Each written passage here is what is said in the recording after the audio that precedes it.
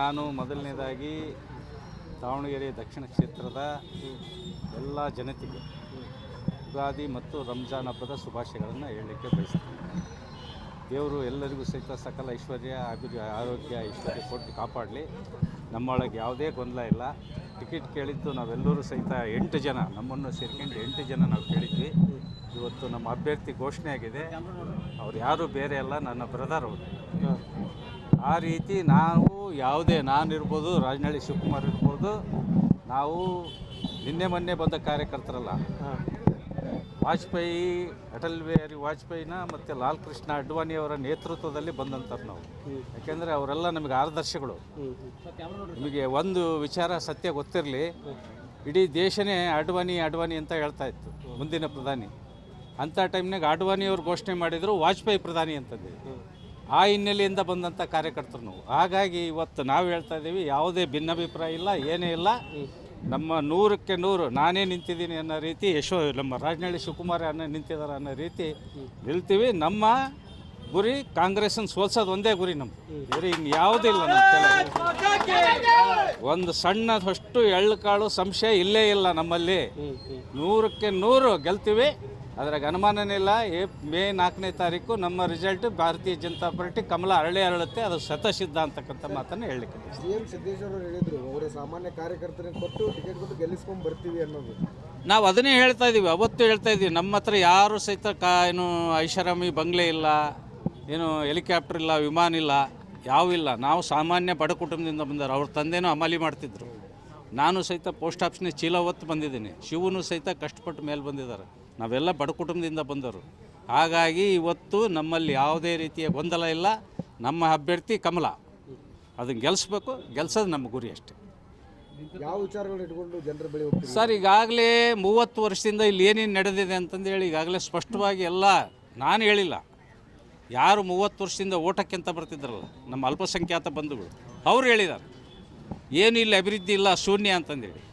ಆದರೂ ಸಹಿತ ಅವರು ಇವತ್ತು ನಮಗೆ ಅವಕಾಶ ಸಿಗ್ತೈತಿ ಅಂತ 30 ವರ್ಷದಿಂದನೂ ಸಹಿತ ಅವರು ಮೂಗಿ ತುಪ್ಪ ವರ್ಷ ಅಂತ ಬಂದರು ಅವರಿಗೆ. ಆದರೆ ಇವತ್ತು ಏನೇನು ನಡೀತೈತಿ, ನಿಜವಾದ ಮುಸ್ಲಿಂ ವಿರೋಧಿಗಳು ಭಾರತೀಯ ಜನತಾ ಪಾರ್ಟಿ ಅಲ್ಲ, ಕಾಂಗ್ರೆಸ್ಸಿನ ಮನೆತನ. ಇಲ್ಲಿ ಒಂದು ಮನೆತನದ ಆಡಳಿತ ನಡೀತೈತಿ. ಅವರಿಂದ ಇವತ್ತು ಏನೇನು ಆಗ್ತೈತಿ, ಬರೀ ಟಿಕೆಟ್ ಕೇಳಿದಕ್ಕೆ ಇವತ್ತು ಅವರ ಒಳಗೆ ಅಂತರಂಗ ಜಗಳ ಹಚ್ಚಿದ್ದಾರೆ. ಮುಸ್ಲಿಮರೊಳಗೆ ಜಗಳ ಹಚ್ಚಿದ್ದಾರೆ. ಅವ್ರದ್ದೇ ಒಂದು ಗುಂಪು ಮಾಡಿ, ಇವ್ರದ್ದೇ ಒಂದು ಗುಂಪು ಮಾಡಿ ಅಲ್ಲಿ ಜಗಳ ಹಚ್ಚಿದ್ದಾರೆ. ಏನು ಸ್ವತಃ ಅವ್ರ ಕುಟುಂಬದಲ್ಲೇ ಯಾರನ್ನೂ ಮ್ಯಾಲೆ ಬರೋಕ್ಕೆ ಬಿಡ್ತಾ ಇಲ್ಲ. ಇದಕ್ಕಿಂತ ನಾಚಿಕೆಗೇಡಿನ ಸಂಗತಿ ಇನ್ನೇನೈತಿ ಈಗ? ಯಾಕೆಂದರೆ ನಮ್ಮ ಹಿಂದೂ ಧರ್ಮದಾಗ ಒಂದು ಪದ್ಧತಿ ಐತಿ. ನಮ್ಮ ಮನೆ ಒಳಗೆ ನಮ್ಮ ತಂದೆ ಸತ್ತರೆ ಹಿರಿಯ ಮಗನಿಗೆ ಪೇಟ ಇಡ್ತಾರೆ, ಅವ್ರ ತಲೆ ಮೇಲಿಟ್ಟು ಸತ್ತಾಗ. ತಾಯಿ ಸತ್ತರೆ ಕಿರಿಯ ಮಗನಿಂದ ಪೂಜೆ ಮಾಡಿಸ್ತಾರೆ. ಆದರೆ ಮೊನ್ನೆ ಸತ್ತಾಗ ಶಾಮನೂರು ಶಿವಶಂಕರಪ್ಪನವ್ರು ಹಿರಿಯರು ಸತ್ತಾಗ ಏನು ಮಾಡಿದರು? ಬಕ್ಕೇಶ್ವರ ತಲೆ ಮೇಲೆ ಪೇಟ ಇಟ್ಟರು. ಇವತ್ತು ಮಲ್ಲಿಕಾರ್ಜುನ್ ಯಾರು ತಲೆ ಮೇಲೆ ಪೇಟ ಇಡ್ತದಾನ? ಅವ್ನ ಮಗನ ತಲೆ ಮೇಲೆ ಪೇಟ ಇಡ್ತದಾನ. ಅಪ್ಪಗೂ ಮೋಸ ಮಾಡಿದವನು ಇನ್ನು ಬೇರೆ ಜನಗಳಿಗೆ ಬಿಡ್ತಾನ. ಹಾಗಾಗಿ ಇವತ್ತು ನಮ್ಮ ಗುರಿ ಭಾರತೀಯ ಜನತಾ ಪಾರ್ಟಿ, ಕಮಲದ ಗುರುತು, ನಮ್ಮ ಬ್ರದರ್ ಅವತ ಗೆಲ್ಲಿಸ್ತೀವಿ. ದಕ್ಷಿಣ ಕ್ಷೇತ್ರದಲ್ಲಿ 4 ಬಾರಿ ಚುನಾವಣೆ ಸ್ಪರ್ಧಿಸಿದ ಅನುಭವ ಇದೆ. ಈ ಹೊಸಬರಿಗೆ ಅವಕಾಶ ಸಿಕ್ಕಿದೆ, ಅವ್ರ ಪರವಾಗಿ ಹೆಂಗಿರ್ತೀರಿ? ಕಳೆದ ಬಾರಿಯೂ ಸಹ ಅಜಯ್ ಪರ ನಿಂತು ಪ್ರಚಾರ ಮಾಡಿದ್ರು. ಸರ್, ಇಲ್ಲಿ ಹೊಸಬ್ರು ಅಳುಬ್ರು ಅಂತ ಏನಿಲ್ಲ.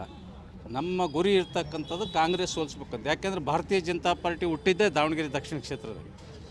ನಮ್ಮ ಹಿರಿಯರಾಗಿರ್ತಕ್ಕಂಥ ಶಂಕರನಾಡು ಇದೇ ವಾರ್ಡಿಂದ ಅವಾಗ 3 ಓಟ್ ಹಾಕೋದಿತ್ತು.